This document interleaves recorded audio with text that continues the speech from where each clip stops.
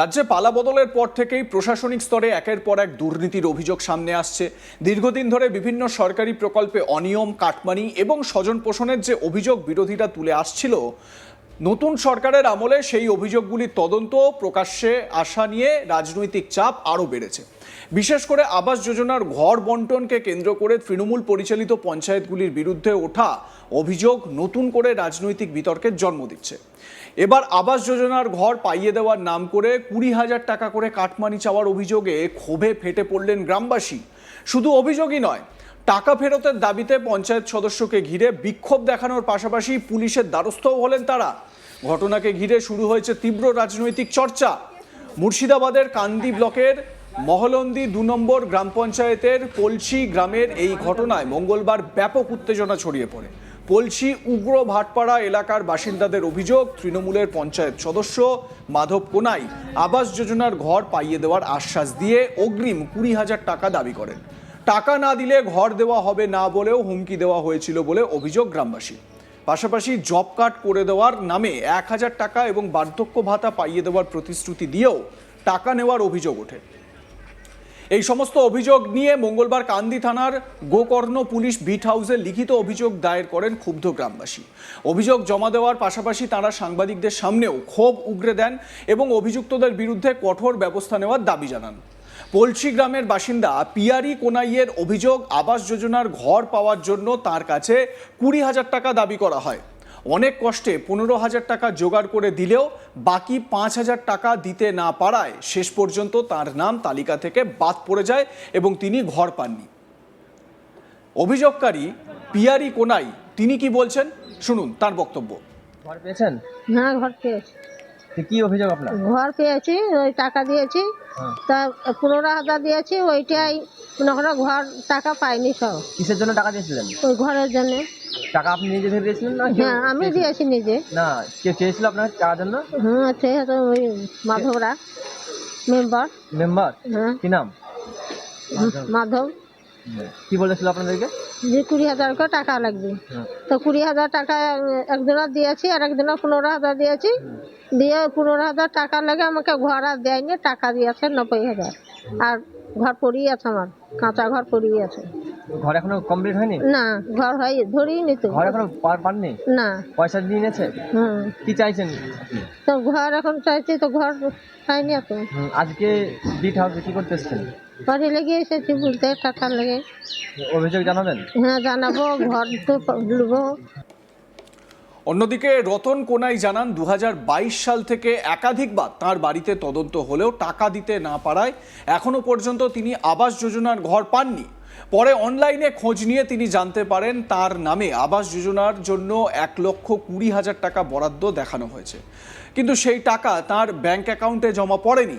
তার অভিযোগ, বরাদ্দের টাকা আত্মসাৎ করা হয়েছে। অভিযোগকারী রতন কোনাই কি বলছেন শুনে নিন। কিরকম কি হয়েছে? ঘর তুলে আমার 22 সালে ঘর বেরিয়েছিল, সেই ঘর সেই দিছি করে আজ 26 সাল চলে এলো।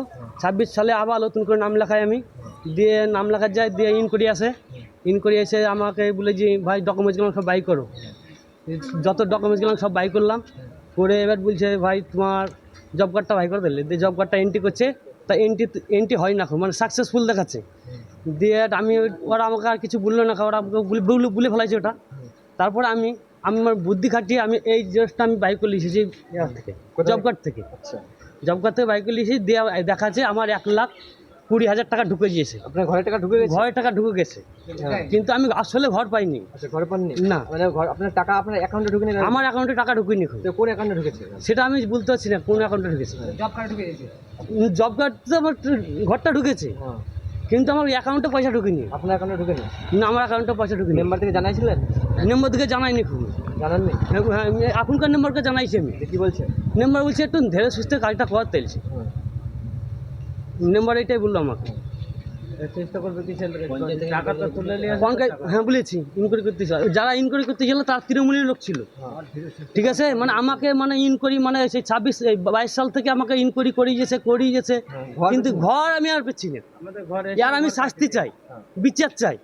আপনার বাড়িতে সে বারে ইনকোয়ারি হচ্ছে? হ্যাঁ, বাড়ি এসে ইনকোয়ারি হচ্ছে, মানে আমাকে মন বোঝাবার লেগে ওটা করছে। মাধব পালাস মিলন আর সবাই ছিল সাথে, বুঝলেন? টাকা নিয়েছে নাকি? না, আমার টাকা পয়সা দেয়নি কোনো কিছু, টাকা পয়সা দেয়নি বলে আমার ঘরটা মার দিয়েছে। আপনি আপনার অভিযোগ টাকা দেননি বলে আপনি টাকা দেয়নি বলে আমি ঘর পাইনি, অথচ আপনার টাকা ঢুকেছে। অথচ আমার টাকা ঢুকেছে ইয়াতে জব কার্ডে, কিন্তু আমার অ্যাকাউন্টে ঢুকেনি। না, কি চাইছেন আপনি? আমি শাস্তি চাইছি এদের। আমরা যেমনি গরিব সেরকম ওরাও যেন থালা হাতে করে ভিক্ষা করে বেড়ায়। কি করেন আপনি? আমি এমনি লেবার খেটে বেড়াই, আমি এইটা শাস্তি চাই। কাদের নামে অভিযোগ আপনার? মাধব, পলাশ এদের নামে। ওরা পঞ্চায়েতের সদস্য নাকি? পঞ্চায়েতে সব মাথা।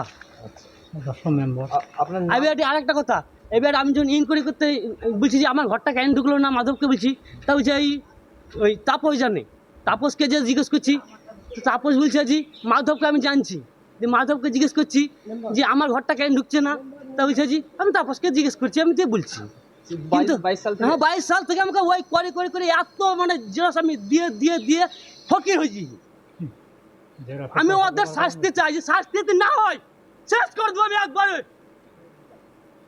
আমার নাম রতন কুনাই, গরম করে দিয়ে মাধবের পাল আছে, ওই সব শোনাতে বুঝলি কি, যার নামে যার পাকা ঘর আছে তারও মানে দুতলা উপরে ঘর দিয়েছে। চলেন দেখাচ্ছি কি আমি, যার টাকা আছে, যার টাকা আছে, মিলিটারি চাকরি আছে, তাদের উপরে ঘরে আছে। আরেক ব্যক্তি জানান তিনি ঘর পেয়েছেন ঠিকই, কিন্তু তার কাছ থেকে 40,000 টাকা নেওয়া হয়েছিল বলে অভিযোগ। তার এলাকার সদস্যই নাকি সেই টাকা নিয়েছে।